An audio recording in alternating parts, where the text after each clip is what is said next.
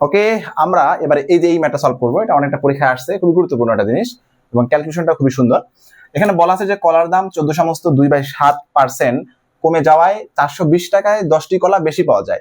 1 dozen কলার বর্তমান দাম কত? অর্থাৎ কোন একজন লোক, ধরেন আপনি বাজারে গেছেন, আগে যখন বাজারে যেতেন 420 টাকা নিয়ে, আপনি মনে করেন যে আগে এক্সটি কলা কিনতে পারতেন, এক্সটি কলা কিনতে পারতেন। এখন যদি আপনি দাম কমে যাওয়ার পর ওই 420 টাকা নিয়েই বাজারে যান, তাহলে আপনি পাবেন হচ্ছে এক্স প্লাস 10টি, অর্থাৎ আরো 10টি কলা আপনি এক্সট্রা পাবেন। কেন? এটা কেন হলো? কারণটা হচ্ছে দামটা কমে গেছে। এখন আগেও আপনি 420 টাকা নিয়ে যেতেন, এখন 420 টাকা নিয়ে যান, কত টাকা কমলো দাম? তাহলে এটা বলা আছে 14 সমস্ত 2/7 তাহলে 420 থেকে আমাদের দাম কমছে হচ্ছে 14 সমস্ত 2/7%, তাই না?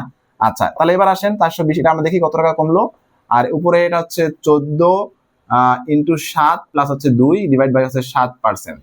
ওকে, তাহলে 420 ইন্টু উপরে এটাকে মাল্টিপ্লাই করলে আসবে 100 টাকা, 100/7। আর এই যে পার্সেন্টটা আছে না, এই পার্সেন্টটা মানে হচ্ছে 1/100। ঠিক আছে, তাহলে এই 100 কেটে গেল, এটাতে কাটেন 6×7=42, 60 টাকা। ঠিক আছে, তাহলে আসলে আগের চেয়ে দাম কমছে কত টাকা? 60 টাকা। তো আগের চেয়ে 60 টাকা দাম কমাতেই কিন্তু আমি 10টা কলা কি পাইছি? বেশি পাইছি। তাহলে এই যে 60 টাকায় 10টা কলা পাওয়া গেল, এখন 60 টাকায় 10টা কলা, তাহলে 10টি কলা হচ্ছে কত টাকা? 60 টাকা। 10টি কলা 60 টাকা, তাহলে একটা কলা কত হবে?